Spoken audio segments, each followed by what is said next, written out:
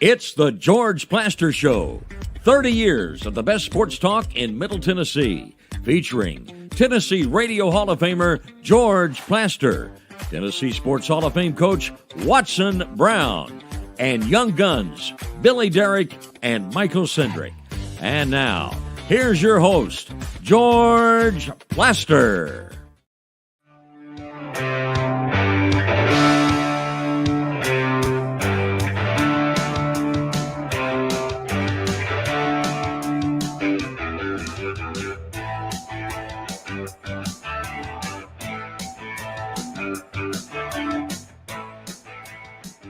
Hello again, everybody. Welcome in. I'll just tell you up front, I am in a good mood. And the reason is simple. Let's just go with the word DeMar. There is good news that you're about to hear, and I think dramatically good news. When we get to the update, we'll get into the specifics. But those of us who believe in the power of prayer, this is one of those times where prayer is of real help. Let's say hello to Coach Watson Brown. He joins us from up on the plateau. Watson, the news is good. And that's really, you know what? That's about all there is that needs to be said. Oh, nothing else. And praise the Lord and praise the medical staff, Cincinnati and the city and the medical center there, George. Yeah. There's no doubt in my mind they kept that young man. They gave him his life back. No doubt in my mind. Yeah. And he's strong enough to fight through this. And man, do you think he hadn't had a few prayers in his corner in the past week? What do you think? Yeah. First, the prayers, then more than $7 million for his toy fund. By the way, if he wants to send some of that down here, I know a place that can use it. Oh, yeah. I'm just kidding. Yeah. We'll do the heavy lifting here and let him do the heavy lifting in Pennsylvania when he gets strong enough. The update, when we get to it and you hear it, is going to blow your mind. It really is. So to say I'm a happy camper, yeah, because I think all of us who have been in sports over the last 3 or 4 days, this has been the most important issue.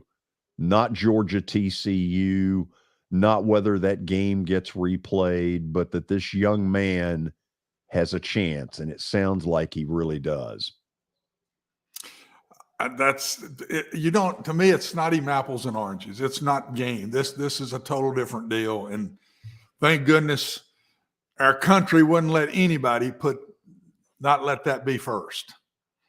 And we all love sports, George, but when it comes to that, man, out the door. Let's do everything we can to save this young man's life. And that also tells you that we love it, but these are games. They're games. It's not life and death.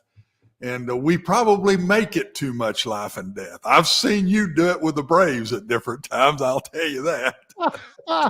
Well, and I'll You're saying I've had my Adam Schefter. Oh, moments. gracious sakes, do you go in the tank sometimes? And I'll throw this in too. Leading into such a big game, you just mentioned life or death, Watson. That's almost like all the talk leading into that game was. I mean, this is the game of the year. This is Josh Allen versus Joe Burrow, and then you get something like that. It seems appropriate that our sports, every sports fan in that stadium's mind was kind of shifted over to reality and Hamlin and what's going on with him. Yep. You're right. And it didn't matter. As soon as we knew he was in trouble, everybody forgot about the game. It was over. And I'm just glad we live in a country that we think that way, guys. That's pretty neat. There's a lot of places that wouldn't have been the case. And this country still has values and still has beliefs and still has priorities. We have priorities, and taking care of one another is a priority. And I don't know, it just brings us all back to earth a little bit. And if we can be all brought back to earth, George, and he can be okay through all this, then gracious, what else? That's it. That's it. Amen. Okay, we start every show during football season with our daily Titans update. Terry McCormick from Main Street Media joins us. Terry, before we give people, after your report, all of what we have learned today, the Titans players that have talked, what have they said about Paul? Well, I think, they're all very, prayerful and very mindful of, what this young man has been through. Rashad Weaver was his college teammate. Lots of guys that spoke on it, all pulling for him. And certainly today was great news that he is making progress. Oh, it's the best of news. Terry, now to the winner-take-all game Saturday night at the Gator Bowl in Jacksonville. Give me what you think. What's your gut feeling about where this is headed? I think the Titans will go down there and try to give it their best shot. I mean, they're a decided and clear underdog just simply for the fact of the roster that they're putting on the field for this ball game versus, how healthy the Jaguars are. The Jaguars, I think I heard somewhere, are scoring 31 points a game over the last 4 weeks. Titans haven't scored more than 27 in a game all year. Tennessee's best shot is going to be to run the ball with Derrick Henry, control the clock, not turn it over, not have penalties, and maybe even, force a turnover or two themselves, try to keep it close and have a shot late to pull it out. What are you hearing injury-wise? Obviously, this team has been racked with injuries, but all of a sudden, because of not playing some people against Dallas, they're getting people back. What's the very latest injury-wise? Well, it's actually decent news considering that there are 23 players on injured reserve that you're not going to have access to.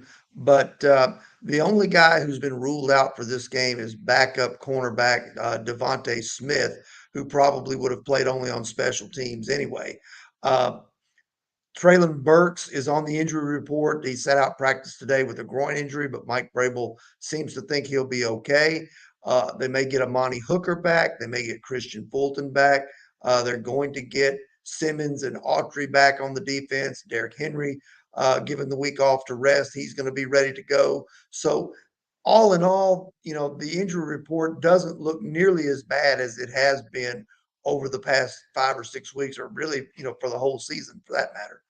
Okay. Normally you have a note or two that you're ready to give us. I've asked all the questions. Anything you need to throw out there? I do. One thing today. We had a special award, the media here, the local media. We selected a Good Guy Award, and the Good Guy Award is named after Eddie George. And this was the inaugural award. It goes to a Titans player that is very professional and very available in dealing with the media. That's part of the reason it's named after Eddie George, because he always had that approach. Eddie showed up today after practice and went into the locker room and helped make the presentation to the inaugural Eddie George Good Guy Award winner, and that went to safety Kevin Byard. Nice. That is well done. And from what I know of Kevin, that is well deserved. Absolutely. Absolutely. A very professional guy, has been from the moment he set foot in that locker room back in 2016. Terry, still going to Jacksonville? Still going. Okay. We'll talk tomorrow. Can't wait to hear it. Will you be here or in Florida? I'll be here tomorrow. I'll be heading out later on. Okay. Get me an extra plane ticket. All right. I was hoping we'd get a live report from Terry on the beach. I don't know how close the beach is, though. We may need Brian Stewart for that. He would give it to us. Absolutely. He goes from the tundra of Green Bay down to Amelia Island in Jacksonville.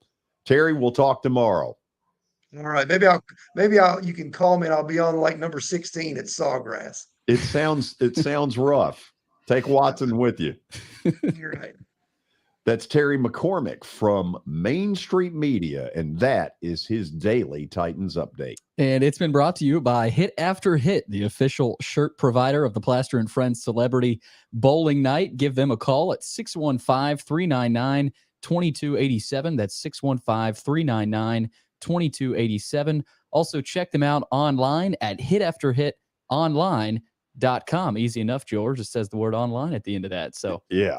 Now there ought to be 1 million of you getting ready to listen if you're watching the show live, because the news is staggering amazing. Here goes. So Damar Hamlin is beginning to awaken and has shown substantial improvement in his recovery from going into cardiac arrest on Monday night. One of the doctors said that he's still considered critically ill and that significant progress is still needed, but a lot of progress has been made.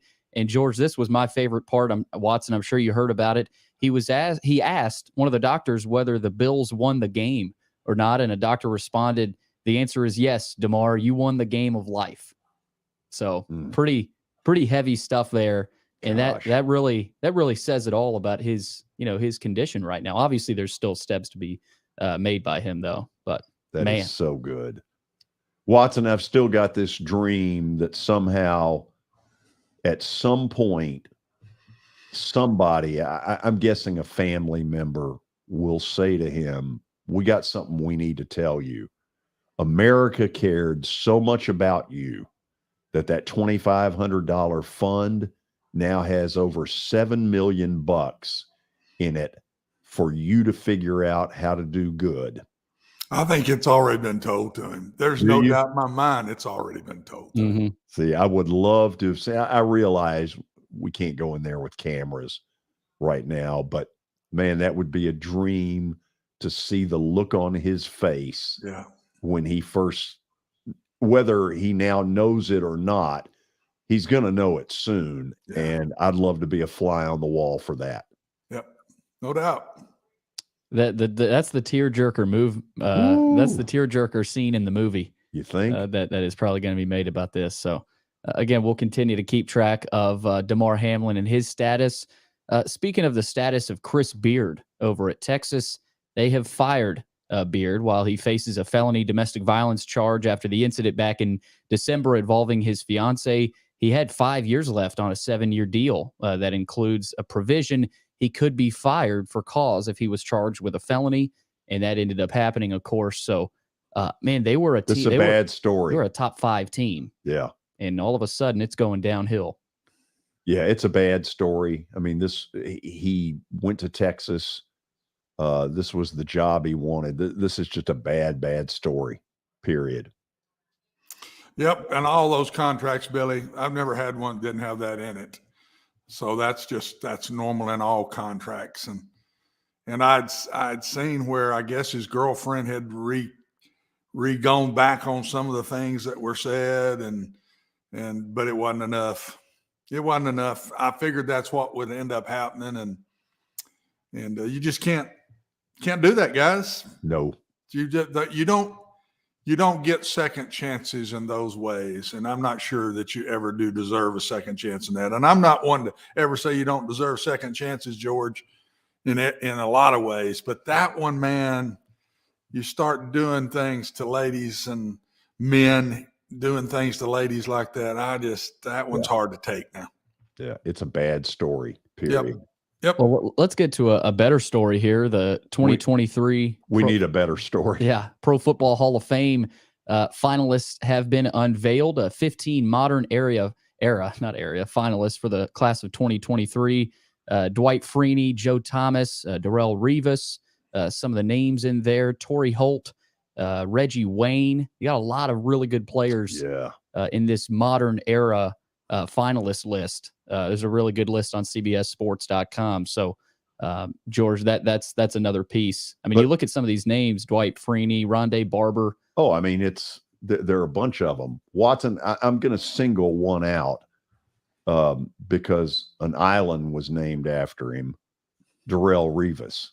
Man, that guy, you talk about the dictionary definition. If you open the dictionary and say shut down corner, Watson, it's got his picture. Oh, I don't know if there's ever been a better one. And there's been some really good corners through the NFL through the years, but you'd have to put him, wouldn't you, on one hand? Yeah. He'd be on one hand to 5.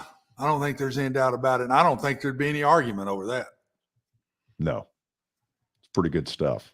George, last piece here. I didn't know if you had anything else, but last night, we're going to get to this in your bet of the day because a team was involved in your bet of the day. It didn't matter. Texas A&M last night against Florida, they left their uniforms at the hotel. And so the game was delayed.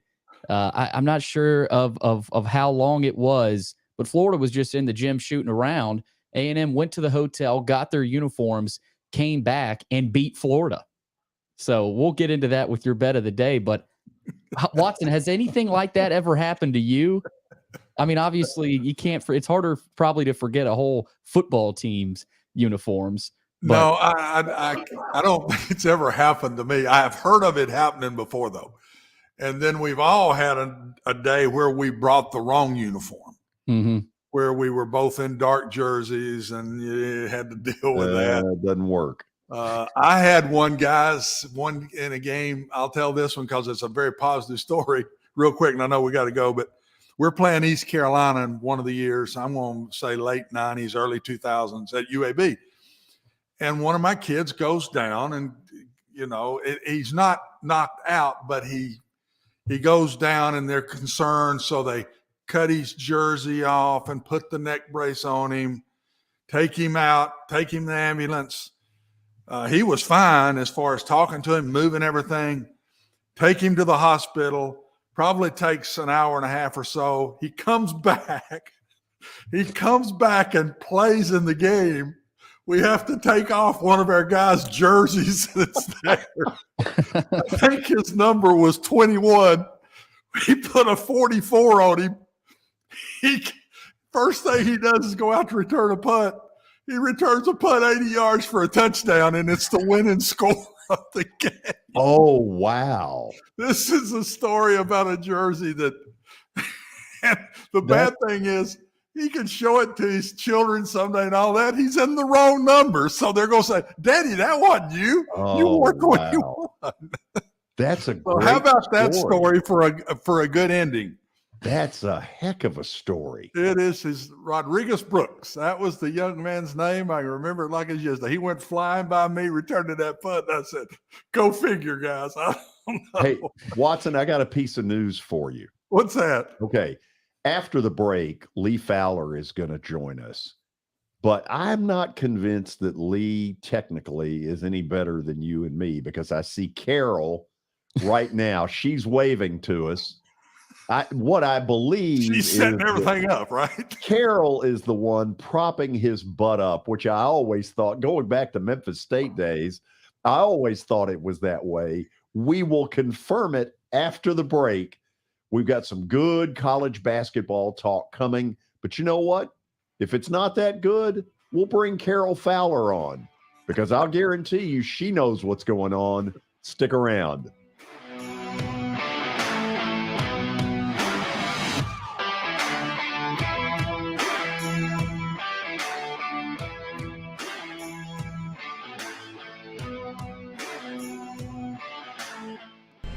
How am I going to get to work? My car's totaled. Skylar, our team is making a call right now. We'll get you a rental car. Don't worry. That's a relief. Call us 24/7. We're here. We're going to help. Year number 2 of the Plaster and Friends Celebrity Bowling Night was awesome. And the reason is simple. I chose Hermitage Strike and Spare. They were amazing. Great food, great bowling, and a staff that's ready to go the extra mile. They have 5 family fun centers in the area to choose from. And for more info, go to strikeandspare.com or call them at 615-824-5665. As the trusted premier custom home builder in Middle Tennessee, Donnelly Timmons has over 20 years of experience in the industry. Whether you're looking to build your dream home or renovate your current home, their team will ensure that every client and every remodel is unique, luxurious, and completed on time within budget. Founders Dustin Timmons and Joey Donnelly have over 25 years of construction experience in the Nashville area. Together, they have completed projects in Forest Hills, Oak Hill, Green Hills, Franklin, and Brentwood. Dustin and Joey believe that communication is the most important aspect of all construction projects. Therefore, they personally manage each project themselves and are involved in job site activities on a daily basis.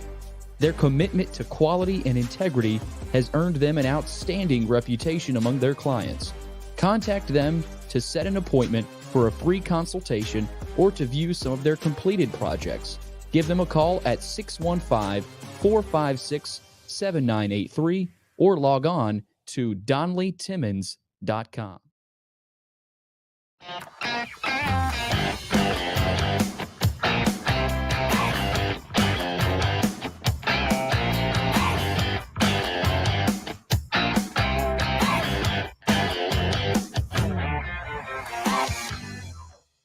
Well, we'll start out positive when we bring our buddy and former NC State athletic director Lee Fowler to our microphones. We'll, at least try to be civil at the very beginning and say Happy New Year to him and all that kind of stuff. But Lee, the important issue is this. Could you get on this Zoom without Carol's assistance? I could get on, but it'd be a little more difficult. In what way? Well, it'd be a lot slower. It'd take a longer time to get on. But she's my assistant. She's been my assistant for 38 years. Right. And made me everything I am today, besides being a color commentator with you, George. That got me kicked off, and then Carol took me the rest of the way. So things started to go upwards after you got me out of Memphis. Well, I wouldn't say that, George, but it smoothed out at least at that point. Wasn't any rocky waters after that. I believe it. Well, Watson, first of all, how are you doing? Watson? Me? I'm doing great, Lee. Good to see you, man. You look good. I felt for your brother, Mac, who I went to Vanderbilt with for a year and a half. And, God, he had a tough end of the year, but got a good outlook next year. A good start. Lose 4 straight. Yeah, I know. Golly, bum. And all of them, nail biters, every one of them. They really were. George, not to change the subject, but go ahead, George. It's your show. Well, no, not when you take it over. I want both of you all to speculate on the meeting that would go on between the team manager who forgot to pack the uniforms and Bobby Knight in his heyday at Indiana. How do you think wouldn't that have to be over? Bobby Knight on that one, babe? That wouldn't be any head coach. I promise you. That was not a good sight, and I promise you, I've never heard of that happening before. And I've heard of them getting there without shoes, because usually the shoes are all together, but the uniforms I always thought was packed in gear before they leave to go on the road trip in their bag. So it was really shocking to me that they had everything in one bag on a basketball team. Football is a little different, of course, but yeah, that manager's not going to get a gold star for that trip, I don't think. No, and it might come up at the team banquet at the end of the year. In football, if he makes the team banquet. That's right. He may not be an invited guest. So let me ask you this. In football, you could decline the penalty. And we saw that in the bowl games where, as a tribute to Mike Leach, a team or two did some things and the other team would say, we declined the penalty. Lee, in basketball, could Florida's coach in this case say, I don't want a technical foul. I don't want points off of this. Let's just play the game. George, I've never seen that happen one way or the other, but I'm sure they could have told the guy to miss the free throw if he wanted to do it. But I don't know. I'll have to check on that and see whether you can decline that or not. But not many coaches I know are going to decline a free throw, even though today very few people make them. But that's another subject. Did before we get to the tournament field, did either one of you see Baylor TCU last night? Because I'm telling you, this football team at TCU has rubbed off on their hoops. Man, that they got my attention last night.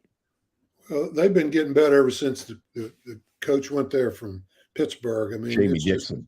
It's taking a little while, but he's a tough guy, and it just takes you a while. And this day and time, as Watson knows, it takes you a little longer because you're not sure your second, third year who you're going to have playing for you. So So they've had to deal with different things than you normally would have in trying to build a program. But everybody's had to do that. But yeah, he's tough, and his kids play that way.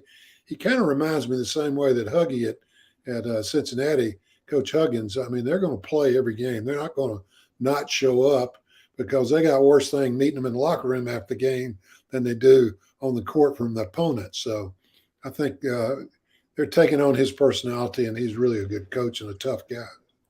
Watson, I want you to get in the middle of where we're going with this, so just feel free to step in as you want. We brought Lee on not only to talk college basketball, but also, Lee, we're going to start out with this issue of whatever this committee's name is, and I had never heard the name of it until a couple of days ago, basically passing on the recommendation that the NCAA tournament ought to expand to the number 90. Right now it's at 68. Number one, I want to get your reaction, but as a former chairman of the NCAA men's selection committee, you know more than anybody about why this is probably not going to happen. Well, I'm not saying it won't happen. I think it may go up incrementally over 4 or 5 years, but you got a lot of things that have to deal with here. You got TV, whether everybody likes to get 69 in because he may have a chance to do well, but it doesn't increase the revenues for TV at all by having more teams that aren't quite ready to be in the NCAA tournament, like we found out from the 32 that go in the NIT. So the recommendation is 25% of all championships, which would make the basketball championship up to 90. I would say that you probably, I don't know if it's a split, but you've got people on the basketball world that are on both sides of that issue. They think it's not broke, why we need to fix it. I'm sure some of this bubbled up from conferences. I was in the ASUN conference, and they didn't have everybody to the tournament because of cost that would keep them from having everybody to come to the tournament. That was one of the recommendations also, that everybody would play in the conference tournaments. It's all about money. I mean, and they have put in their report that you could ask the NCAA to support your conference tournament financially to get everybody playing in the tournament. Back early in the year when it came out that the NCAA tournament wanted to expand, I wrote a note to Dave Gavitz, who runs the NCAA tournament staff basketball guy, and said, here comes the drum beats again. It's always about, it usually comes out of the major conferences. It usually comes out of, like last year with Texas A&M, that they felt like they were better than some of the teams that got in. Then they won the NIT.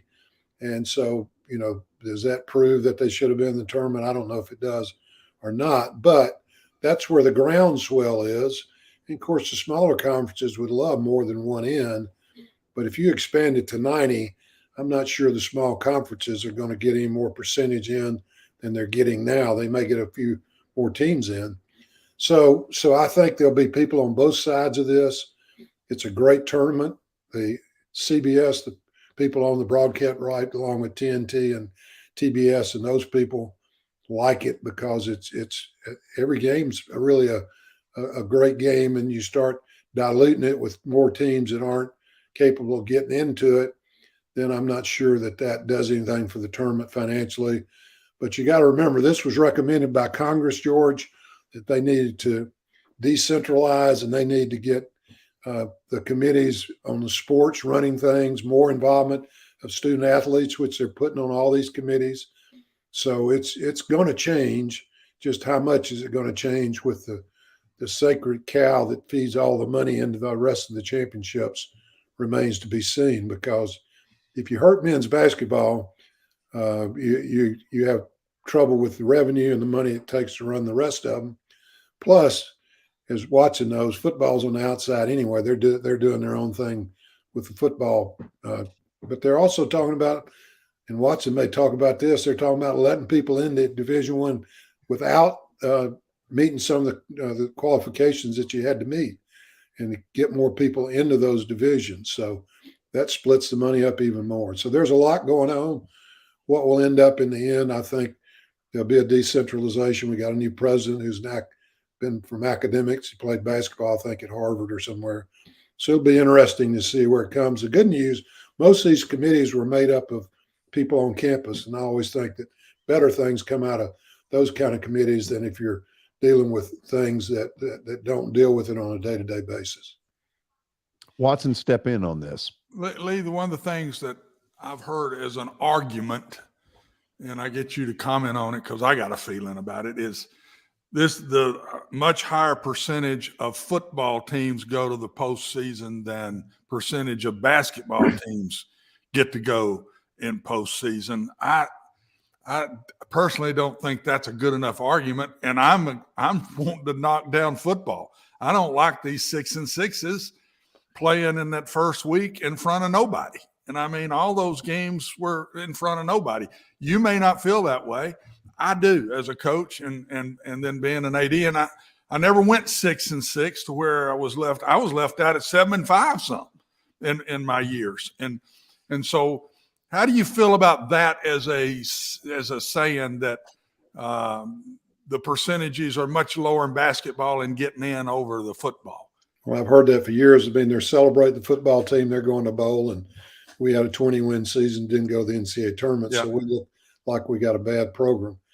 I think, you can go on either side of the argument, because I think that really the teams that deserve to be in are in now. And I think that going to 90 probably won't hurt. But if you're going to go that one, I'd double it and go to 128 and play one. Everybody plays one more game. And therefore you get back to 68 after one weekend, or one really 2 nights, you get back to 68. So it'll be interesting to see where it goes. I don't agree with, like you, that the 6 and 6 teams, and remember now, some of them are 5 and 7 if they have. We had a 5 and 7 this year. Yeah. So it's a wonderful world we live in, and before long, everybody's going to get a trophy, I think. So that seems to be more where it's headed, in that direction, at least, instead of having the competition on the field decide who's the best and who should be playing. Well, and the thing that makes me think there's a shot of this going through is I think the SEC is right in the middle of this. I think it was part of the deal with Oklahoma and Texas when they brought them in. We're going to get the playoffs in football expanded. Well, they've done that. We'll get the play, because Texas and Oklahoma said, hey, I'm coming into a tough league. We're top of the league here. We may not get in this tough league. And I think that was a recruiting purpose myself, Lee. You're a great one to answer that if you think that's right. I do. I think that's exactly what Sankey used to say, nah, you're not going to fall off because we're going to get these things expanded anyway. Yeah, and what they used in the committee meetings, I read the report out of it, is Ole Miss being the last team in baseball and winning the World Series, and A&M should have got in and they won the NIT. Now, that's not quite as big an argument. Usually that happens and they're really good the next year because their team comes together and they play well the next year. Nowadays, everybody leaves, so you don't build teams like you used to. But I really agree that 90 will stretch it. Will it kill it? No, it won't kill it, because you're only talking about a couple more games. But as George and I have talked before, George, it's all about the Masters weekend and ending the tournament the weekend before that, as long as CBS still owns the rights to it. I mean, that's their thing, is trying to get it over the weekend before the Masters. And, that's their sweeps week or whatever. And so that's always been a tie up to not playing more games and more teams in men's basketball. So, Lee, I don't mean this as a knock at people like you who have run the tournament, but is this a fail-proof tournament that is so good that no matter how stupid the decisions become, you cannot screw it up? Well, I mean, there's no question the history there. I think we're getting ready to do the 84th tournament. And I think that there's no question it'd be hard to mess up. But what happens if CBS loses it and ESPN takes it? And, you don't really know it. The good thing is it's kind of like, Watson, if you're a great coach and you win every game or win most of them, and you don't ever want to change anything because you're not really sure what part of what you're doing is making you that successful, So you do everything the same way. So to answer your question, George, yes, some things could be changed. I think it's a wonderful event, but tweaking it too much too quickly, I think is where the mistake would be made. I'd rather see it go 6 or 8 more teams for 2 or 3 years, and then, say we're going to get there, but not go all the way to 90 in 1 year. And I don't think that'll happen. I think they'll add something else before they go all the way to 90. Watson, anything else you got on that subject? Lee, is there any chance that CBS would think about, or in the NCAA, backing everything up a week? I know they're never going to get rid of the championship games. That's not happening. There's way too much money involved in that. Would they ever, because they're already playing pretty early to me, would they ever consider just backing the season up another week? Well, I think that's what they've looked at. They've looked, there's been a lot of talk to basketball being a 1-semester sport, starting it all in January after football's ending. And the presidents don't want to go into the spring with basketball. CBS would have something to say about that, ending it. That would be tough to end it when they end it now. Could you do it after the Masters instead of before? Possibly, but that would be into the summer or into the spring where the presidents don't want to go that far. So there's been all kinds of discussions before about how they could do it. I know Sam Newton, who was a great studier of this sport and the tournament, always felt like it should be a 1-semester sport. He felt like basketball didn't get a lot of attention until football ended. And I kind of agree with that.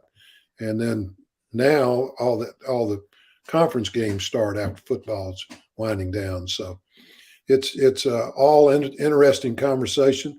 And there's no assurance CBS would keep it because, they had trouble making the payments as it was. So that's why they had to go out and sell a lot of the games to TNT and TBS and True Network just to make the numbers work. So it'd be interesting to see. It'd be hard for me to believe they would give it up, though.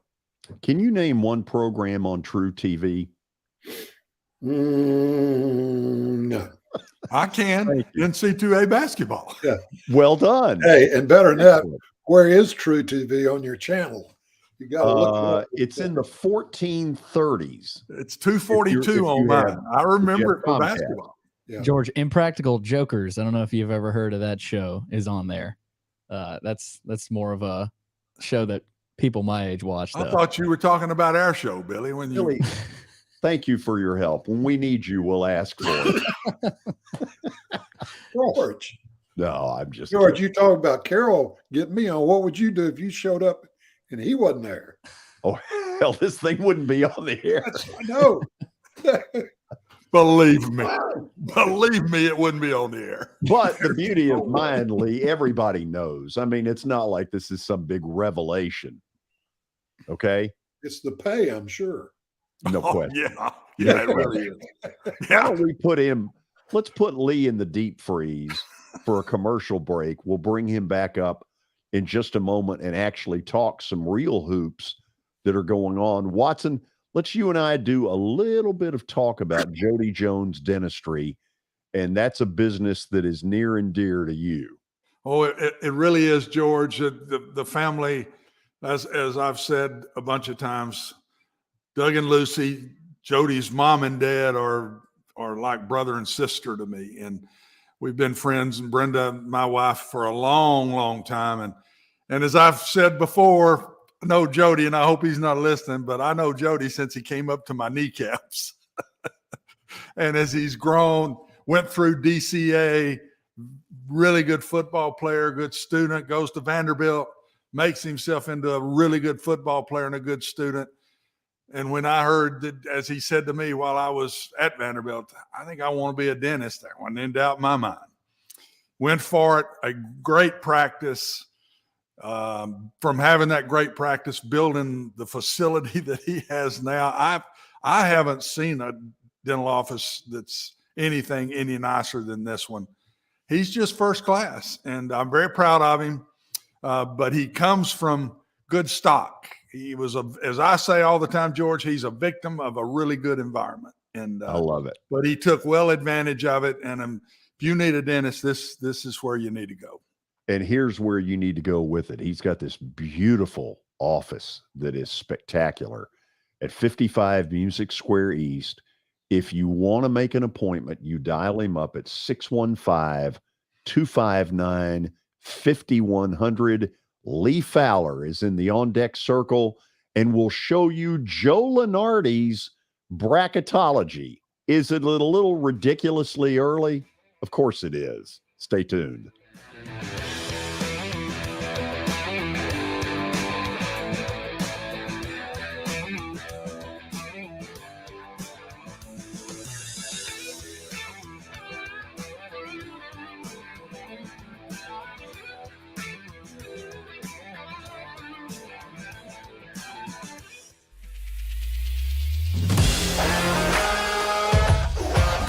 Hockey in Music City just hits different. It's one big honky-tonk party. It's the sea of gold in the crowd. The goals, the saves, the celebrations. It's an experience like no other. Don't miss a minute of the action this season. Visit NashvillePredators.com/tickets to get your seats today. That's NashvillePredators.com/tickets. And we'll see you at Bridgestone Arena. I know it's getting colder. You're not thinking about golf. However, if you're planning an event for next year, let me suggest golf through Riverside Golf Links. The course has improved dramatically. It's perfect for hosting a corporate or a charitable outing. They've got everything in place to make your event a rousing success. To get more info, call 615-847-5074 or go online to riversidegolflinks.com.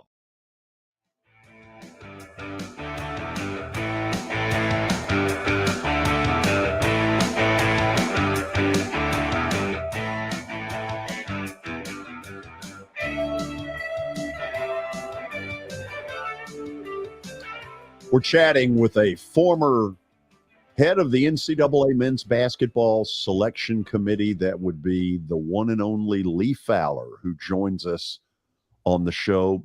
That probably is at the top of his resume. And again, I need to ask, is even on your resume, is it even there that you were once a Memphis State color analyst? Yeah, it is, George. Learned everything I ever knew about broadcasting from George Plaster from Nashville, Tennessee. He had a cup of coffee in Memphis one year, Watson. Very brief cup of coffee. That's what you get, Lee. Sorry, buddy. So, okay, we'll get off of that and we'll get right to where Joe Lunardi has things as of today. Left to right on your radio dial is the Midwest, then the South, where Tennessee is listed. The West is third. The East is fourth. Lee, anything in there? I mean, I realize this is ridiculously early, but what the hell? Anything you see in that sticks out to you? Yeah, Duke been in there after. I mean, they got beat like they stole something last night at NC State. I was in Chicago and saw NC State Vandy play. Vandy had made a couple of missed shots down the stretch. They'd have beaten NC State. And Duke was dreadful last night. And, I'm starting to see really hiccups in every team I watch. It seems to me that at this point in the season, when most of the time college basketball, George, is kind of settling in and you really start telling who the better teams are. Right now, I mean, some nights people show up, other nights they don't show up at all, and they look like they're horrible. And it's, you asked a question a while ago about could anything hurt this tournament. I think the transfers and all the things that are going on in college basketball may hurt the sport, which in turn hurts the tournament. And that's what I'm really more worried about than whether we got 68 or 90 teams in the tournament. We got to make sure that the game of basketball is still strong and one that kind of moves along in normal. And you're going to have upsets, of course, but some nights these teams play, and I don't know how they're ranked and how they got to be 11-2. And we all know they schedule who they want to early in the year. But I've seen teams play that don't look like they'd win at all that are ranked in the top 25. So that concerns me a little bit. So let me ask both of you this. Do you think that the transfer portal is hurting the quality of play more in football or more in basketball? Watson, you start that one. I think it's both 100%. It's even more scary in basketball because those coaches can sit there and lose their patience, and you go sign 7 dudes in basketball, you got a brand new team. Football's a little different with the numbers, but as I've talking to coaches now, Lee, all of them are saying to me the same things, and this is not good. They're saying, when a season ends now, we bill for next year. We don't bill for the future. We now go in one season in a thought process instead of a 4-season thought process. And that's no way that's good for basketball or football. No way you can make that good, in my personal opinion. The NIL, I'm okay with. I mean, okay, we opened the door. They got to get some kind of laws with it and everything. But this transfer portal, Lee, if they don't change some things, man, I'm not sure where this sport will be in 10 years. When you look at it, Lee, it's free agency every year for every player. The NFL don't do that. The NBA don't do that. This is free agency for every player every year. Impossibility. Yep. And George, what he's saying is so true, because you know, it's not so much that they don't have, they're just not polished at this point in the season. I mean, they've already gone through 4 to 6 weeks of practice. They've played a third of their season already, and they don't shoot free throws. They don't execute. I mean, it's just completely different than what it has been in the past. And you've got to give some of that to not having the same people on your team every year. So it's different for the coaches. I'm hoping it settles down on the transfer. You can only do it once. But, I mean, when you give them 6 years to play like they have with COVID, you know, it's hard to tell who's on first and who's on third. It needs to settle in the next year or so, or, you know, coaches don't leave. They were all about, well, coaches can leave and leave the players. Yeah, but they don't leave every year. They might change once in a 4 or 5 year period. So it's just not real world. And that's what worries me about it. And it's really hard to coach kids that you don't really have any authority over, because they're just going to go and leave and go somewhere else. Billy, somebody's looking for them. Billy, if you will, put the graphic back up there of the 16 today that Lenardi has. Lee, what team up there are you the most certain of will get to the Final Four? I mean, I see a couple of them. I think Kansas will. I really think Arizona will. And I think out of the SEC, either Alabama or Tennessee, one of those two will get there. So you think he's got that right, that Alabama, Tennessee, in some order, are 1 and 2 in this conference right now? I think there's no question about that. Yeah. What do you think? What do you think's going on at Kentucky? I look at them. It's not like they're horrible, but I don't see, first of all, the blowouts of the cupcakes when they play them. And I just see right now kind of a struggle that's going on there. Interpret for us what you think is happening. Well, like I said a while ago, I just don't think they've come together yet. I haven't watched them enough to really know whether it's you know, mentally, or whether it's he's not gotten them under control yet to doing the things he wants them to do. Cal's a great guy, great coach, but he's not the greatest X and O guy in the world.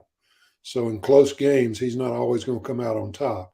So he has to out-talent you and be ahead, or momentum going down the stretch. And I think that's where he's struggling. He's in a lot of close games, and kids have to do what you ask them to do in close games. And I don't think he's got his thumb on them like he normally would, but they normally would be ahead by more than they are. So it's an interesting thing.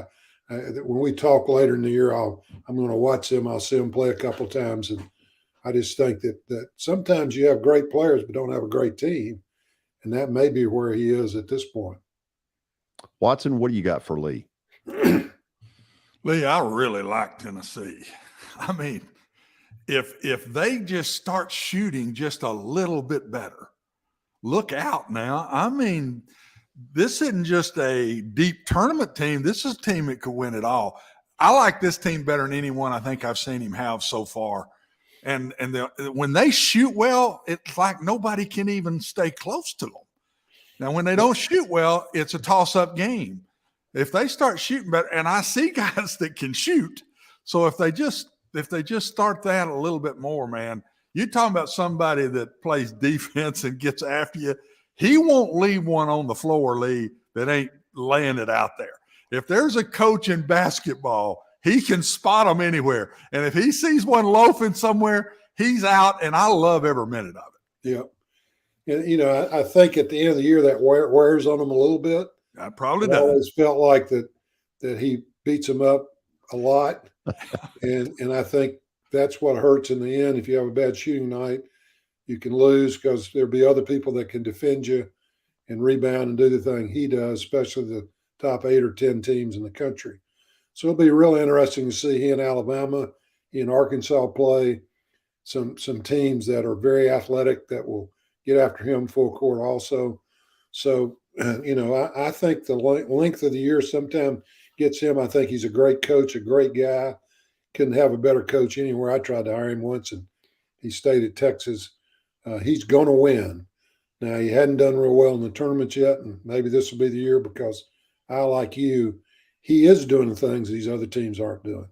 They're showing up, they're playing together, and a lot of teams aren't doing that right now. And you wonder if they're going to come together or not. But he definitely gets that out of them because he demands that out of them. It's hard for me, Lee, to and everybody gets on him because he hadn't won in the tournament. I get that. But how as a coach do you sit there and see a guy not laying it on the line or whatever and not take care of that? I understand exactly where you're coming from. Basketball to me is even different football. Football you play once a week. Basketball is such a long season in play and play and play. And I understand you can lose your legs, you get tired, you get mentally tired. And maybe there's some times you ought to ride a little bit out here and there when you've got some of those kind of games. But I love it when a guy don't do that. He coaches more to me like a football coach. A football coach coaches that way because we only play once a week. So you got plenty of time to re-heal a little bit, back off, and you play 11 times, 12 times now instead of 30 whatever times it is. So, but he coaches like a football coach. I guess that's why I like him so much. I like those football coach type guys. Well, and I think I agree 100% with you. And, I think if you watch film of other schools, his guys play hard about 75% of the time, and that seems like they're playing hard all the time. Yep. And so sometimes, I used to think I played hard all the time. I'd watch film, I'd go, well, who is that in that number 43? Because I was loafing about half the time, or at least looked like I was. So I think that you got, there's a fine line between getting on them and also knowing they're human and are going to let up a little bit. And so I think he will find that at some point. And if he doesn't, it's tough to win all the way through because there's so much pressure coming from other places that you don't need. You need encouragement from the bench because you're trying as hard as you can. Yeah. Lee, I got to step in here because we're out of time, but I want you to know you may have loafed as a player, but there'll be no loafing on this show. There's no question about that, George. You told me that from the first time. Absolutely. You tell Carol that we thank her for getting you on the air in one piece. Well, she will appreciate it, I'm sure. She says she wants some cold corn. Is what she wants. Yes, I don't doubt she does. We'll talk about that off air. All right. Good to see you guys. See you later, Lee. Bye. Okay, we're going to wrap up hour number 1. When we come back, here's some things that are going to happen. Yes, we will have stat of the day. And yes, one of the people I really enjoy talking to Former Georgia quarterback David Greene is going to join us. We'll talk dogs and frogs at 3 o'clock. But first, I want to throw this message out to you. This involves my buddy James Warren and the people at Sir Speedy. Man, they've done a great job for me. The bowling hadn't always been the best, although the fun has been. But those big signs that people see, well, you know what? That quality is Sir Speedy. They'll do the same for you. It's not just bowling signs that they make look good. They make everything look good. Go by and see James and the folks at Sir Speedy of Berry Hill. And we're back with Stat of the Day in just a moment.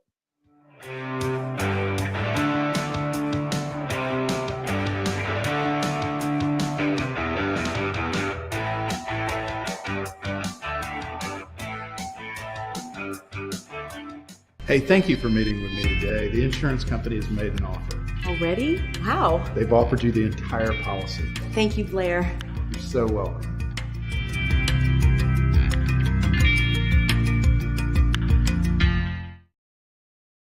Welcome to John English Antique Sports and Cards, located at 204 East Depot Street in beautiful downtown Shelbyville, Tennessee. Their phone number is area code 931-492-4304. John, obviously, I've been blown away by what I've seen at your place. I've now been there 3 times. But for the person who's never been, what should they expect? Well, we have a 3,000 square foot store, George. Half of it is vintage cards in all sports. And then half of the store is, a lot of people call it the museum, where there's a lot of early equipment and just the history of sports in general. Baseball, football, basketball, golf, tennis, and other items. When somebody comes in there that you know is a big sports fan, what is their normal reaction? Well, I think that they're pleasantly surprised. And, of course, being in Shelbyville, Tennessee, which is a small town that you would never expect a shop like we have to be in. So they're kind of, I don't want to say blown away, but as I said, pleasantly surprised.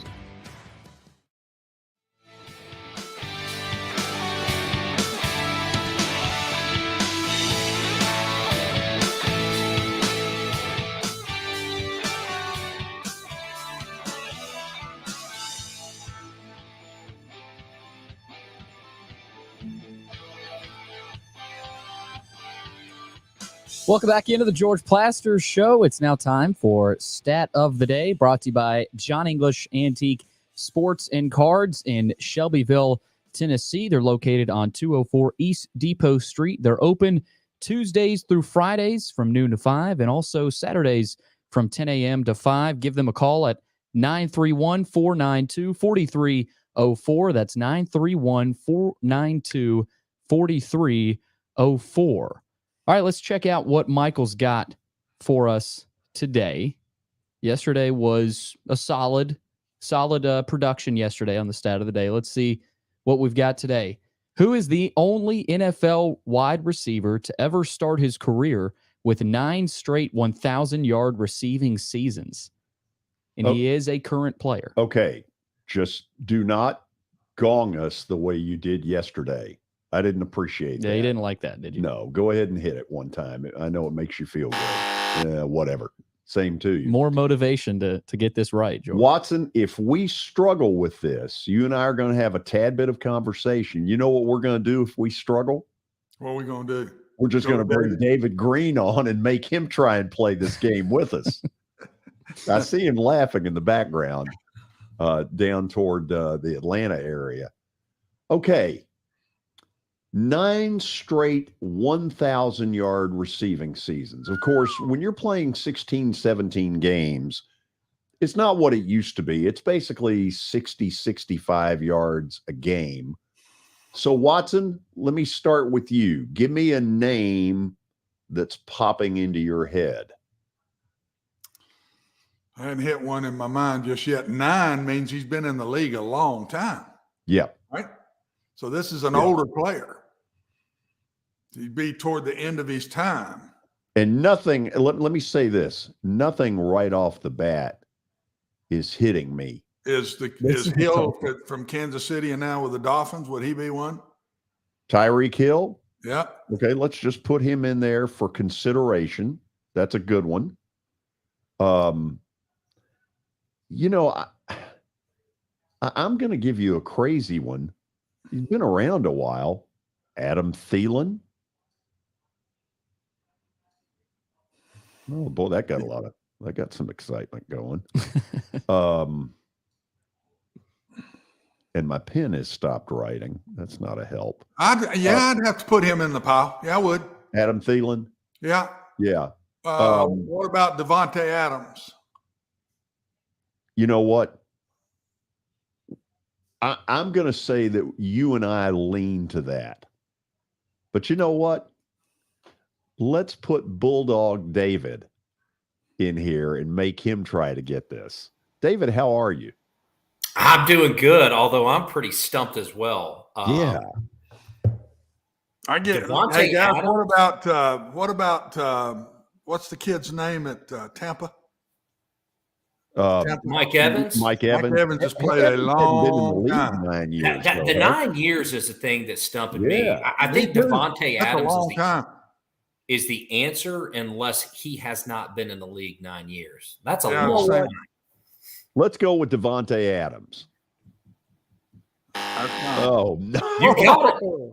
You call Mike Evans. Way to go, Watson. David, we're so good at getting right there, babe, and not scoring the touchdown. Here's the problem is we're so old. Mike Evans, I think he's only been in the league 5 years. Isn't that the problem? Wow. So we don't have to officially say we've reached the 3 o'clock hour. No, you are good to go, I can George. go right in. This guy is one of my all-time favorites, and I've always said if he lived in Nashville, that he and I would have ended up in sports talk radio somewhere because he's really good at this kind of stuff. He's a former Georgia quarterback, and obviously we're happy to have David Greene joining us. David, Happy New Year to you and your family. Yes, sir, buddy. You too, Plaster. It's I about had a heart attack, I think, New Year's Eve. I didn't know if I was going to make it all the way to the New Year's, but I can understand that. And you know what's crazy? I don't know if y'all saw the stuff going around on Twitter when the new year, kicked in literally as they were missing a field goal. You couldn't have dreamed that up any different. But what a moment. That was a scary game. I went back and watched it again. It's a lot more fun watching it the second time than it was living it the first. Yeah. The first gave you nothing but a touch of gas. David, is a year ago when Georgia makes the run, that's really exciting and everybody's go dogs and all this kind of stuff. But when you're trying to repeat, does the fans' attitude change a little bit? Expectations and sort of a snotty, we should be there and this win wasn't good enough because it didn't do X, Y, Z. Well, I think last year, we had been there for so many years, just knocking on the door. And, we can certainly feel for those Ohio State fans because that was us for the last 4 or 5 years before that, where we would be beating Alabama the entire game. And then they would end up scoring the go-ahead, winning in the last 30 seconds of the game. So we certainly know what that's like. Getting over the hump with Alabama was massive because that was we needed to get over that hump specifically with them because of the way they'd beaten us historically. To be able to get that monkey off our back, be able to get that national championship. Look, the expectations have been high in Athens forever. But coming into this year, you knew they were going to be high coming back with Stetson. And I think a lot of the Georgia fans and even a lot of the national folks are a little did not realize our defense would do as well as it had up till obviously this last game. It went a whole lot of defense there. But to lose 5 starters to the draft and still have the kind of success they did on that side of the ball is pretty remarkable. And the way that Georgia's won, I mean, Plaster, think of this. I mean, there's been games where they've turned the ball over 3 or 4 times, and you felt like we played sloppy, and we still won by 3 scores. And you're going, that's when you got a pretty good team, is when you don't play extremely well, but you still find a way to beat a pretty good opponent. As a Vandy fan, I don't know that feeling. But thank you for sharing it. So we got a picture up there of Stetson Bennett. And, everybody's kind of tried to pigeonhole him into, well, he's a game manager and that's all he is. I'm not buying that. David, there is something about him, whether you just say, well, he's a winner, or there's something about him that's better than what he's been pigeonholed. Oh, there's no doubt in my mind as well. I mean, with quarterbacks, it's kind of hard to measure them. It's easy to measure how the ball comes out of their hand and that kind of deal. And first of all, I don't think he gets enough credit for that. I mean, the kid could throw the ball extremely well. Listening to Kirby Smart, you can tell they love what he brings from an athletic standpoint with his legs. I mean, he could scramble around, make things work. But his toughness, I mean, look, let's face it, if this kid wasn't tough, he wouldn't be the starter right now, because he was never supposed to be the guy. He knows it. Kirby said it. I mean, they've had 5 stars lined up there year after year. And this kid has just kept showing that, that he was the guy. And when he had his shot, he took advantage of it and never gave it back. And there's been times throughout his career, and especially saw it the other night, where, into that second quarter, midway through the third, he was not playing good football. You could tell that thing was slipping away. And when that kid has to play his best football, he does. And ultimately, I think quarterbacks get judged on how they play in crucial moments. And at this point in his career, he has passed with flying colors. I'm going to go one more, and then we'll get you some intelligent questions with Watson. Okay, you ready? So Monday, when these two teams play, one of the things I've noticed is that Max Duggan, nobody ever is able to keep him in the pocket and just force him to stay there, that he's able to run, he's able to make plays. Is this something Georgia is going to go back and look at and say, look, we got to keep him in the pocket because there are too many big plays he makes when he gets out of there? Yeah, it reminds me a little bit. I'm trying to think if Bryce Young's a good example, but I know in years past, whenever you're playing a really athletic quarterback, Joe Burrow could be a great example as well, that they don't have to necessarily be like a Lamar Jackson runner, but they're good enough. Even C.J. Stroud showed it last week. They're good enough to beat you with your legs if you let them get outside the pocket. Bad things happen. And I definitely think Georgia's going to try to contain him as much as they can because he's definitely one of those players that, you get him off script, it gets dangerous. Bad things happen. The kid's a heck of an athlete.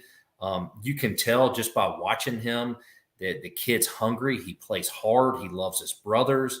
I mean, this kid's all in.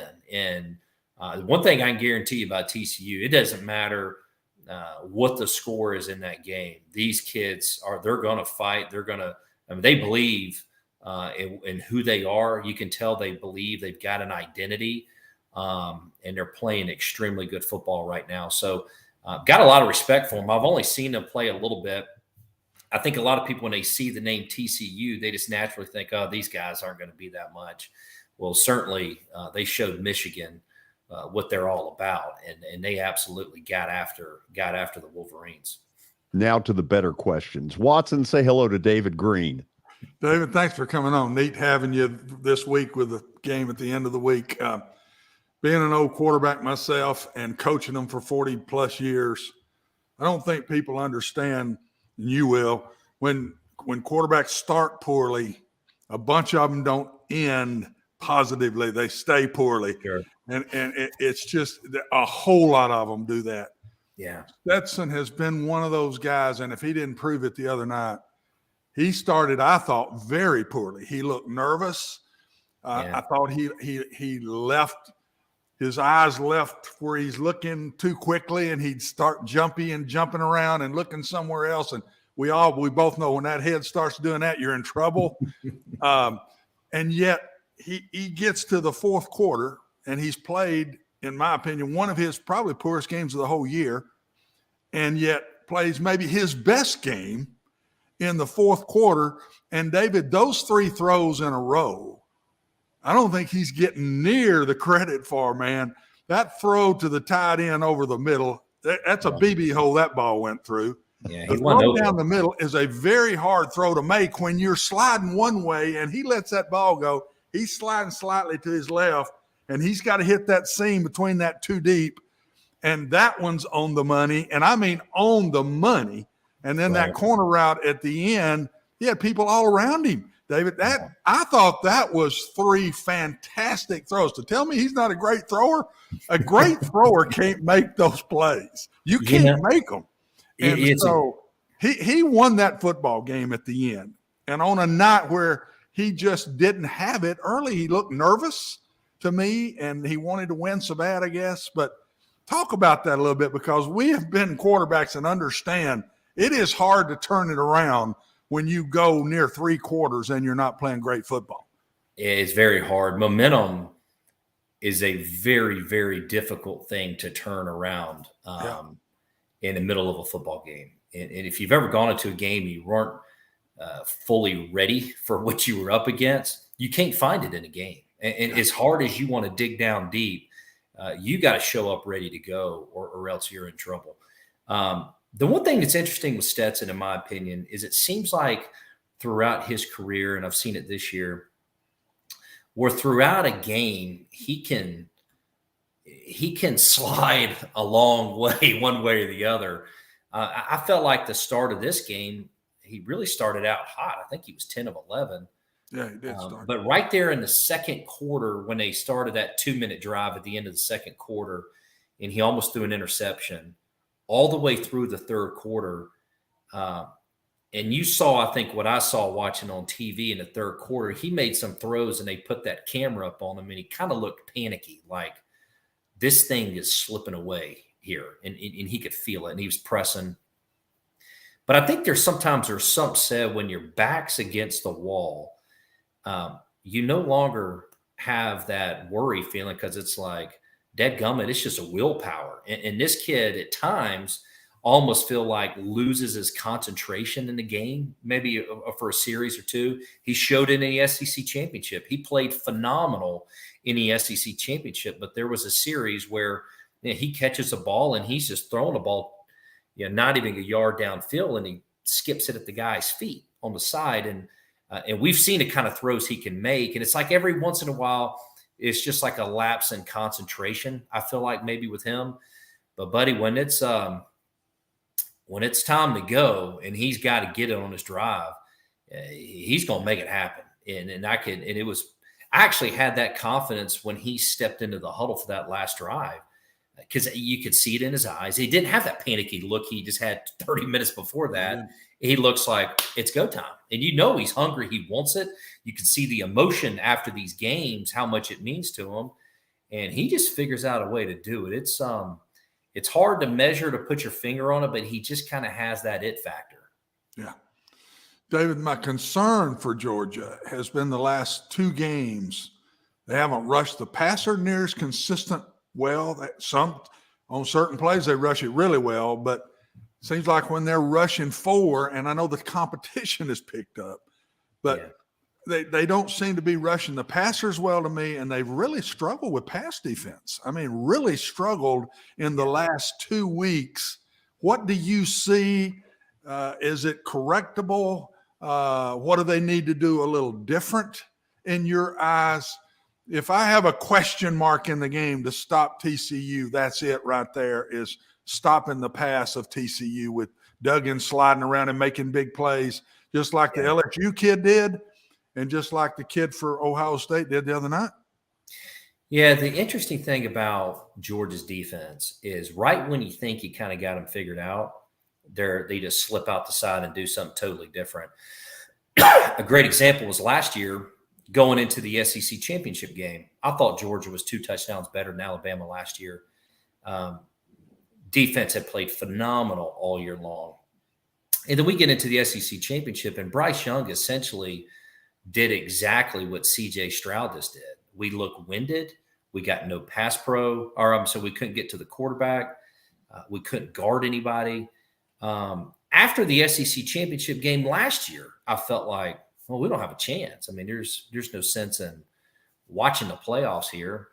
And then we go down a month later and play Michigan, and we look like a totally different team. And our defense in the final against Alabama looked totally different than they did when they played Bama just a month before that. So I have to believe, Kirby is going to use that poor performance on defense to his advantage. And I think with Georgia's defense, I've just realized that, you never really know what you're going to get. I mean, they're pretty good the majority of the time, but there's definitely days that we can't cover anybody. We've really struggled in man-to-man coverage.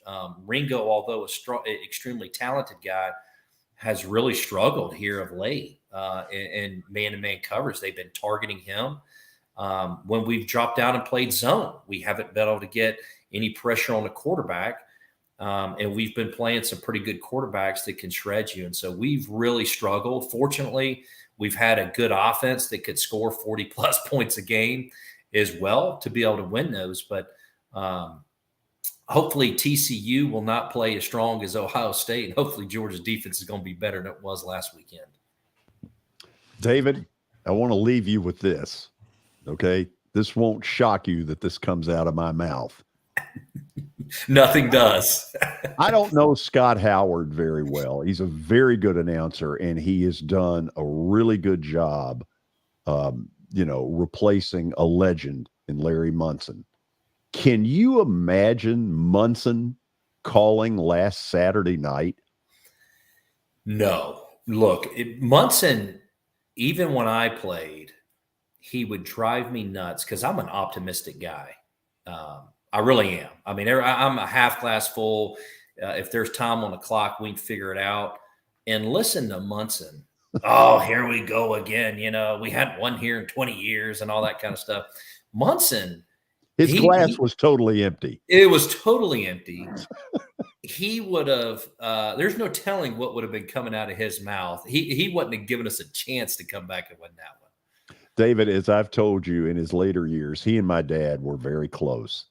And he would call Dad, later in his life in his 70s, and nothing good was going on in life. They don't pay me enough. The job sucks. It was absolutely, I could hear it. Dad would be talking to him, but I could hear him, even though I wasn't on the phone.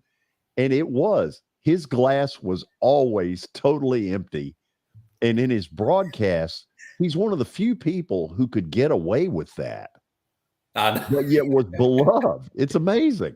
It is wild. And I'll tell people, and I think sometimes when people would meet him for the first time, they thought he would be this jolly old man, and they would find out real quick he was not. And he didn't hide it either. I mean, he would come out from, calling a game, and everybody's so excited to meet him. And he was his own unique personality. He could have been in the movie Grumpy Old Men. That's probably the best example I could think of as well. He'd be perfect. Hey, thank you for doing this as always. Appreciate you guys. Well, thank you. Happy New Year. Go Happy Dogs. New Year. Go Dogs, babe. Thank you. That's a good guy right there. David Greene joining us here on the show. We'll go to the break, and then when we come back, got some college football notes that somebody needs to pay some attention to because it's not all great news. Stick around. We're coming back.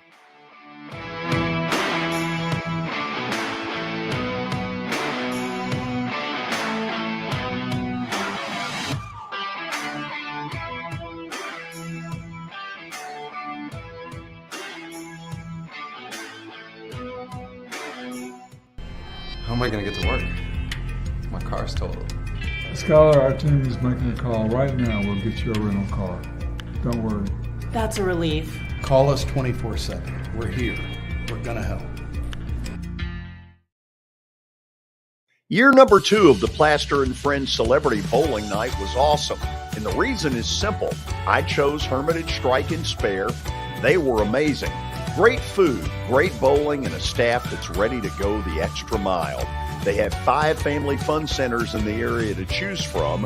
And for more info, go to strikeandspare.com or call them at 615-824-5665.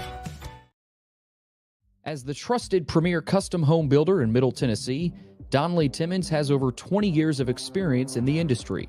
Whether you're looking to build your dream home or renovate your current home, their team will ensure that every client and every remodel is unique, luxurious, and completed on time within budget. Founders Dustin Timmons and Joey Donnelly have over 25 years of construction experience in the Nashville area. Together, they have completed projects in Forest Hills, Oak Hill, Green Hills, Franklin, and Brentwood. Dustin and Joey believe that communication is the most important aspect of all construction projects. Therefore, they personally manage each project themselves and are involved in job site activities on a daily basis. Their commitment to quality and integrity has earned them an outstanding reputation among their clients. Contact them to set an appointment for a free consultation or to view some of their completed projects.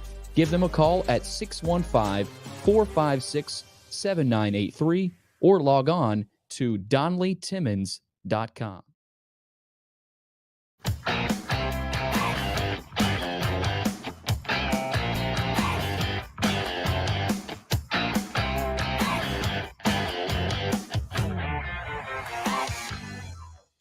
Well, listen closely because I'm going to throw some stuff out there that, as good as Championship Saturday was last Saturday with the 2 games, there are some storm clouds that need to be addressed throughout all of this. Watson, you ready?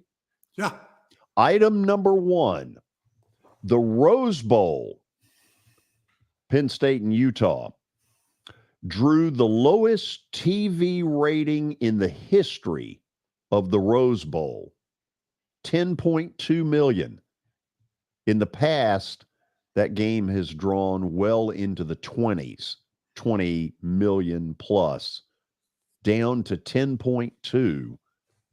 You tell me if you think I'm wrong, but that tells me that what we're getting to is if it ain't a playoff game, we're not watching it. I think that's most of it. I do think falling on a non-traditional January 1 day is part of it also. People just don't think of, we had seen so many bowl games. And I think the smart thing, if I'm the NC2A people or the Rose Bowl, I'd want those games prior to those games, those last 2. I wouldn't want them after those last 2. Because it's just a letdown. And they were after them this year. They were on Monday when the games were on a Saturday. I think that hurt it. But, George, there's no doubt the atmosphere is leading to playoffs. And then the rest of the bowls are going to be just not as important even as they used to be. Listen to this one. Cotton Bowl viewership, the lowest of any of the New Year's 6 bowl games since the current format began in 2014. Yeah, that's one of the all-time great games. Nobody was watching. I didn't understand that. That was a great game. How could that be? I still say it was the day it was on. It's not traditional. It's on a Monday when I know it's supposed to be a day off. Still, a lot of people worked on Monday that weren't off on that Monday when everybody's usually off on January 1. So I think this can be careful to be overblown, but I do think there's something to it. And I just think the further we get now, the quicker they get to that 12-team playoff, the better, George, because everybody is headed that way now. Yeah, absolutely. All the fans are headed that way. That's going to be all the talk. And if the, quote, Cotton Bowl isn't in that 12, it's not going to have near the muster that it's had in, oh, gracious, we've all loved Orange Bowl, Sugar Bowl, Cotton Bowl, Rose Bowl. I mean, those were the big 4 when I was growing up, and really it has never really changed till now. These playoffs have changed everything. Listen to this one.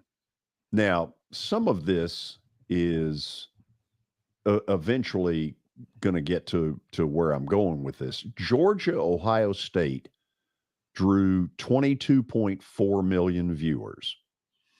Michigan, TCU, 21.7 million, which I think, given New Year's Eve, I think, frankly, they got better than they deserved. They were both great games. But Watson, it's stupid to me to play on December 31st. Why fight that? I don't know. I have no clue why they wouldn't play those games on that January 1. I think it's going to change. They got to change it. I think they will change it when they start putting the format together, saying that, well, we're giving them an extra day. They don't need the extra day. They've been playing all year long. You don't need an extra day. What's Saturday to Friday? I mean, gracious. So I don't know. The Monday of the national championship's okay to me because we're all used to it in basketball. And if basketball always plays on Monday for the national championship. And Right. So being Monday this year, the national championship, I think I'm fine with that. But play those doubleheader games on Saturday, man. Okay, I want you to think through this. Those numbers I threw out there for the two semifinal games, and they were both great games. They both end up in the low 20 millions. The Super Bowl will most years go over 100 million.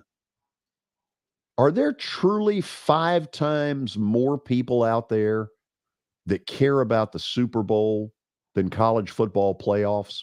It's amazing what image does, George. And when you drop the image of the Rose Bowl, when you drop the image of the Sugar Bowl, and now you play the championship games, and you don't even really know who the bowl is there at the game's end. I don't think anybody could sit and tell you that the Georgia, the TCU Michigan game was the Fiesta Bowl. It didn't matter. It was a playoff game. I think what happens with the Super Bowl, that image is Joe Namath till this day does not get the credit he deserves. And that game made the Super Bowl. And since that time, it's a spectacle. It's been a spectacle since that point, and it just grows and grows. The other thing the NFL gets the great advantage of, it is the game. There are no more. It's Right. all over. Everybody's through playing with all these bowls. That takes away from the big ones a little. But all of a sudden you get to the game, last one of the year, period. And it's give the NFL credit, but give Joe Namath and the Jets beating the Colts that day credit, because that's really when this really started rising. I mean, George, I think Kansas City, played the Packers in the first one. Yes. And I think that it was the Coliseum was not a third full. The Right. Coliseum There were wasn't a more third than full. 30,000 empty seats for that first game. Absolutely. Wow. And look what it is today. And I still give Joe Namath as much credit as I give the NFL. And I got to give the NFL credit too, because they sure know how to market things. Well, and you guys too have probably seen the transformation of the Super Bowl.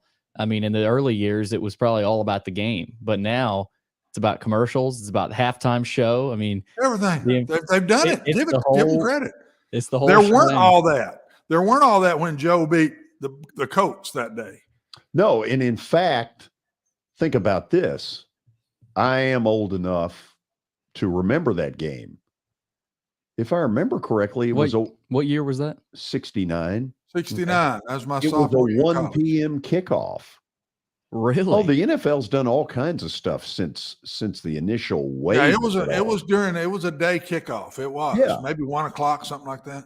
I don't Okay, remember, so but then they make the decision that they're going to settle into this almost prime time 5:30, 5:40 kickoff. Great move.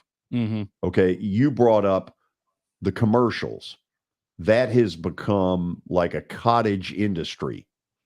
Who can spend the most and who can come up with the funniest stuff? Now, do I think some of it's bizarre and stupid? Who Yeah. can be the weirdest? Yeah. Then the halftime. that last year's. attracts, that attracts another group. So they've played a lot of cards right. But Watson, here's the one I don't get. Okay, help me with this. The networks want a playoff, correct? Yeah.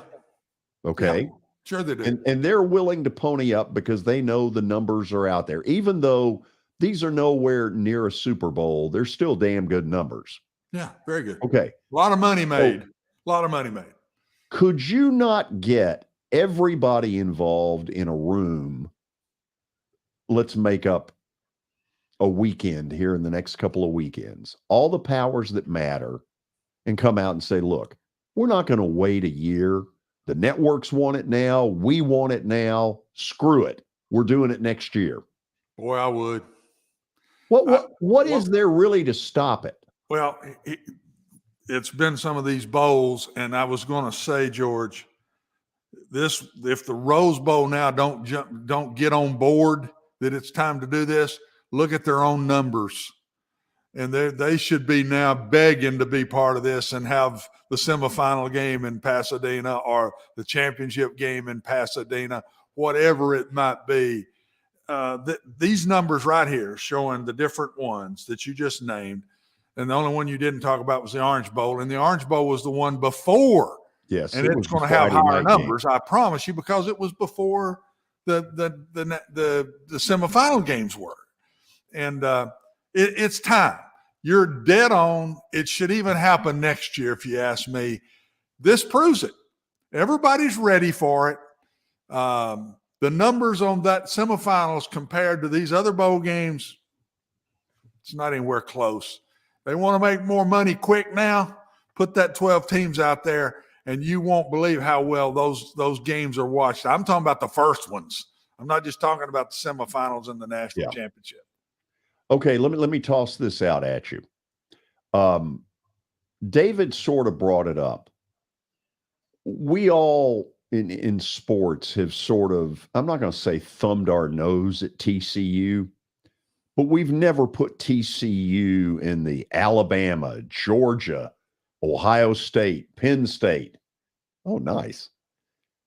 And now all of a sudden here's TCU, which I remember at one point was basically Northwestern, Duke, Vandy, TCU, and a couple others. Does that hurt the audience Monday night, the fact that TCU does not have that kind of national juice I'm that we normally look for? I hope not. I hope not, because they start doing this 12-team thing, it'll happen again now. I'm telling you. I hope it doesn't hurt it any. I think it's going to be another great game. I'm not picking TCU, but I think they'll beat the spread. And don't cut this team short, man, because I'm telling you, everybody said Michigan's going to run over them. Well, TCU had not played the run well all year. They schemed up a way to stop Michigan on running game, and they stopped it. Michigan had to throw it to try to beat them. So I hope the fans don't think that way, George. It's easy to do that. It wasn't that many years ago. TCU's right in Conference USA fighting with all of us to win the Conference USA championship. And here they are today playing for the national championship. I think it's an unbelievable story. And but I think it's great for college football. And I will predict the first year that we do this 12-team tournament, there will be another one of those come through the same way and at least get to the semifinals.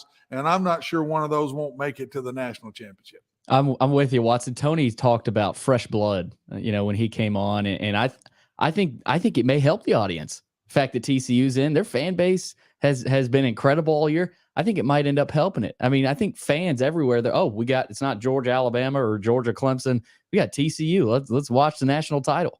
Well, I can tell you this, much more than half of this country is going to be pulling for TCU. Mm-hmm. Everybody loves the underdog, man. Everybody. Georgia's been in those basketball arenas and those tournament games, and all of a sudden somebody starts playing with one of the big boys. Oh, yeah. And then I'm telling you, the whole place starts pulling for them. So the dogs are taking on a bunch of folks this weekend. The dog fans will be there, but There are going to be a bunch of people pulling against them, guys. And it's such a great story. I see TCU as it's just icing on the cake, man. They don't got any pressure on them. Go play. What a great year they've had. And Georgia's sitting there saying, oh, God, we got to win this second when everybody thinks we should. And this even puts more pressure on to beat them. If Michigan had won, it would have made it a little less. But with TCU winning that game, it puts even more pressure on Georgia. So I'm telling you, I think we're in for another great game. So Watson, I tried to ask David that question. Is Georgia in this new territory where if they win, that Kirby basically, oh, what a relief, we won it? I'm not sure that's true. He would never admit that. But I think the second one like this has got to, I never got to feel it. But the second one to me would be much harder than the first one. All right, I can remember when the championship and that next year was really hard. It was really hard and had a lot of players back. It was really hard. And if he does, kudos. You win back-to-back national championships in college football, kudos, because that's, I think, really hard to do, guys. I mean, really hard to do. Okay, let me ask this. Billy, you think Georgia wins? I think TCU wins at Georgia. I've been fighting myself over it. TCU feels like they feel like last year's Georgia without that great defense. Max Duggan, the way he's been playing, I mean, you talk about willpower. He's just been willing them to victory. Oh, he's been incredible. But I want to ask this to Watson. Is more on Stetson? I mean, obviously the defense isn't as good, but this game could be on the shoulders of Stetson Bennett. Like if he plays as well as he did in the semifinal, especially in that fourth quarter, Georgia wins the game probably. But if Stetson struggles, is it as simple as that? Stetson plays well, they win. If not, they don't. I think it's going to be a high-scoring game again. So he's going to have to play well. You don't turn Georgia's defense around immediately on the problems they've had in the last 2 weeks, guys. They couldn't slow LSU down. LSU passed for 500-plus yards in that game with a backup quarterback playing. The backup played. And then they had real problems last week. Ohio State, they never stopped Ohio State. Ohio State stopped themselves a couple of times, and Georgia got hot on offense at the end, 18-3 in the fourth quarter. How many times you see that happen? And to think that happened to Ohio State, you beat them 18-3 in the fourth quarter, it tells me Georgia was still the better team. And Georgia is the better team when is it? Monday night. Georgia is the better team. So but they got to win the game, fellas. Right. And I'm telling you, TCU's better than they get credit for. Look at how the pass protection went the other night against Michigan. Very good pass protection for TCU. Look at how they stopped the run game for Michigan. Nobody has all year, and they did it. Their defense and offensive fronts are better than people give them credit for. That D Winters, that edge rusher Watson, he may be the best defensive player. Good player, buddy. And they said he's first rounder. He may be first taken in the draft. Yep. So, okay, let me go the other way from you, Billy. I think Georgia's going to win the game. I don't think it'll be easy, but I think they're going to win the game. And so for the first time in a while, we will have a back-to-back, a repeat deal. Watson, do they have enough to legitimately go after it a third time? All on the quarterback. They'll have everything else. Yep. Who's the quarterback? But they won't have 40-year-old Stetson. And this it? He can't come back another one, can he? Unless there's another COVID. He probably can. Who knows? I think this is it. I think he can't come back for another one. Right. But I'm with you. I think Georgia wins, but I think it's very close. And they'll pull away in the fourth quarter more than they did against Ohio State, but it's going to be a great game. And then Georgia is the team. They've taken over Alabama. They're it. Next year, I don't know, George. Quarterback is so important in college now till I know who that guy is for them. I think it'd be hard to get a three-peat with a brand-new quarterback. That's what I would say. And, Watson, I don't know if we're doing a tail of tape for this, but Kirby Smart. Oh, Monday, absolutely. Okay. Kirby Smart, at least I'm not doing it. Watson's doing it, but he may be the X factor. He is such a good big game coach. Think back to the Tennessee game. If they lose to Tennessee, they're not in this spot, most likely. So he's been there before, but the respect I have for Sonny Dykes, Can't do it. I can't just mark coaching as a major plus. I can't go there. I know I'm a little prejudiced. Sonny's brother Rick was on my staff at Rice. I knew Dad, who was the head coach at Texas Tech for those years, and I were close. Maybe I'm a little prejudiced, but I think Sonny Dykes can hang with Kirby Smart and will make the right calls in this game. I don't think coaching will win this game. I think players are going to win the game. For those of you who are watching the show live, the Buffalo Bills are holding a press conference right now. We're going to go to a break. Billy, get a break ready.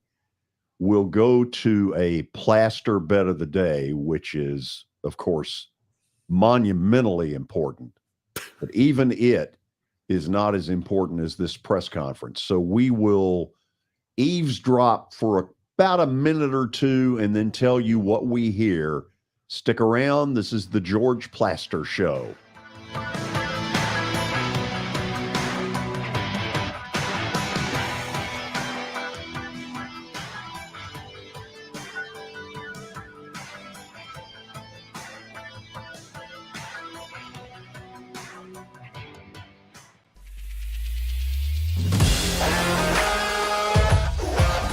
Hockey in Music City just hits different. It's one big honky-tonk party. It's the sea of gold in the crowd. The goals, the saves, the celebrations. It's an experience like no other. Don't miss a minute of the action this season. Visit NashvillePredators.com/tickets to get your seats today. That's NashvillePredators.com/tickets. And we'll see you at Bridgestone Arena. I know it's getting colder. You're not thinking about golf. However, if you're planning an event for next year, let me suggest golf through Riverside Golf Links. The course has improved dramatically. It's perfect for hosting a corporate or a charitable outing. They've got everything in place to make your event a rousing success. To get more info, call 615-847-5074 or go online to riversidegolflinks.com.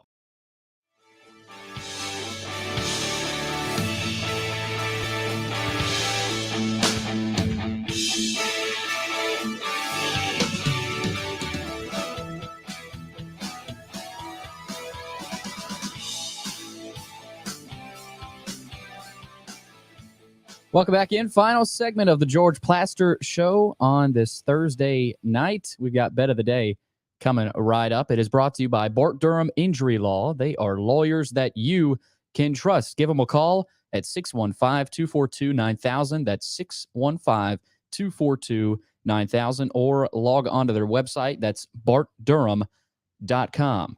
All right, let's check out what happened last night. I know we hit on it at the top of the show with the uniform debacle with Texas A&M. Florida somehow ended up losing that game despite their opponent having to drive back to their hotel, get their uniforms, and come back and play the game. And that puts you at 500, George. Yes, it does. And I know Watson's ready to, pounce and say, you don't know what you're doing. I'm proud of this record. This is not easy. It could just as easily be 57, 122, and 1. I'm proud of 500. And Watson, you should be too. I didn't make it to 500, so yep. I'm proud for you, George. Go for it, babe. Go for it. Good. He doesn't mean a bit of that. Yes, I did. I don't know if he did or not. Yes, I did mean it. I need to see a sincerity. I'm sure 96 and 96 is pretty daggum hard. He's rooting for I told you can't talk to me. I'm not a bettor. I don't know anything about that stuff. But I don't think I'd want to do what you do every day. So to me, I have to find a game every day to pick. I give you credit. I don't want to do it either. Okay, Billy. So are we revealing where we're going tonight? Yes, we are. You're going to go with the Oregon Ducks. Yes. At Colorado tonight in Boulder. Oregon's pretty good. I don't know whether Colorado is ready for this big a stage. Their program has gotten better, but I don't know if they're good enough to take on Oregon and win. I'm going the other way. I'm saying Oregon on the road will win tonight. That's where we're going. Okay, let me do one thing to update a little bit because we got to eavesdrop for about a minute into the Bills press conference. Watson, Josh Allen said that Sean McDermott was absolutely the perfect coach to go into the locker room when that team went off the field. And apparently, according to Josh Allen, he had all the right things to say to that team. Well, maybe the Lord helped him because it's not easy. It's not easy at all. And then I give Coach a lot of credit for that because those players needed it. Ooh. There's no doubt in my mind they needed it. Like I said, I've been there and I've looked in my players' eyes, looked in Brad Gaines's eyes, and man, it's deep. It's hard. There's not much to say. And so I give him a lot of credit. If he helped that football team get through this, and that's his job, but if he did that, George, man, thank you. Yes, God bless. That locker room was, I promise you, I know that locker room was devastated. Here's the other thing that got out during the press conference. Apparently, Damar Hamlin's dad spoke to the Buffalo Bills as a team yesterday and was able to tell them at that point he's making significant progress. Now, if you're just joining us perhaps live, one of the things that has come out is apparently what's the term they use? Neurological. I forget what it was, but yeah, neurologically stable, maybe. Able to move hands and feet, can communicate non-verbally. The breathing tube prevents talking, but he is writing and shaking and nodding his head. And for that, we are all grateful to the man above. Whoa. Because it has taken all these prayers and nothing short of a miracle to be able to report this. Man, you can see Sean McDermott too, really fighting back some tears. So that really says it all. Yep. Watson, this is a great story to end the day. It's a great day. Let's just hope he keeps coming now. And oh, yes. And we got to think that he will. You have a good one. We'll talk again soon. Okay. See ya. All of you enjoy the rest of the day. Thanks for being with us. Herm Edwards tomorrow. That guarantees it won't be dull. Thanks.